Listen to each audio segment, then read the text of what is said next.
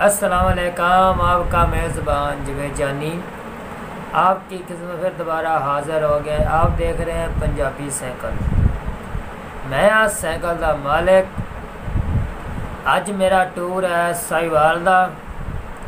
मुहम्मद अली खिजर को जा रहा मैं। उन्हें किस्मत का मौका दिता सानू। मुहम्मद अली खिजर पंजाबी वसेब और ख्याल टीवी दो उन्होंने चैनल माशाअल्लाह। पंजाबी वसेब ते ख्याल टीवी उन्होंने भी चैनल सबसक्राइब कर लो, बैल आइकन दबा लो। तो पंजाबी साइकिल नो भी, पंजाबी वसेब नो, ख्याल टीवी नो, ये तीन चैनल साढ़े बिल्कुल अपने ने। बहुत ही प्यारे चैनल हैं, बहुत ही अच्छे चैनल हैं। ख्याल टीवी, पंजाबी वसेब ते पंजाबी साइकिल। तो मेरा अज साहिवाल का टूर है। तुसा मेरे नाल ही रहना है, वीडियो एंड तक छड्डनी नहीं। तो अज इंशाअल्लाह मुहम्मद अली खिजर पंजाबी वसेब नाल गल होएगी।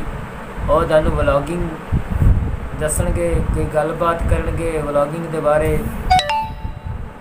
तो मेरा अज टूर है, मैं चली आई मुहम्मद अली खिजर कोल। तो उत्थे कोई दो चार गल्लां करके आईए मुहम्मद अली खिजर नाल।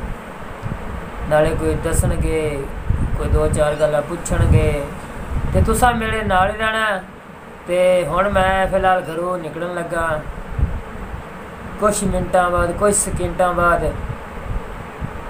कुछ घंटे बाद भी मेरे टाइम लग सकता है। मैं तो जावांगा उत्थे, मुलाकात उन्हां नाल करांगा। तुहाडी व्लॉगिंग दा इंशाअल्लाह वीडियो बनावांगा, तुहानूं विखावांगा। तो तुसा मेरे नाल रहना है, वीडियो नूं एंड तक छड्डना नहीं। तो जाना मैं साइकिल ते है। मेरा बाहर साइकिल पंजाबी खड़ा है। अज मेरा इरादा है कि मुहम्मद अली खिजर को साइकिल ते जाना चाहिए। कि जिथे अद्धा पौना घंटा लगता है मोटरसाइकिल का, उत्थे 1.5 घंटा लग जाएगा साइकिल का। साइकिल मेरी ठीक है, बड़ी अच्छी चलती साइकिल, कि इन्नी भारी बोरी नहीं, बड़ी सही प्यारी साइकिल चलती। तो अज मैं उन्हें को साइकिल ते जाना है। तो उन्होंने मैं फ़ोन किया सी, हाँ जी मुहम्मद अली खिजर घर ही हो। उन्हें बिल्कुल आखा मैं घर हाँ। तो उन्हें को हुण मैं जा रहा, तुसी मेरे नाल रहना। सानू दिओ इजाज़त, सानू दिओ इजाज़त। अल्लाह हाफिज़।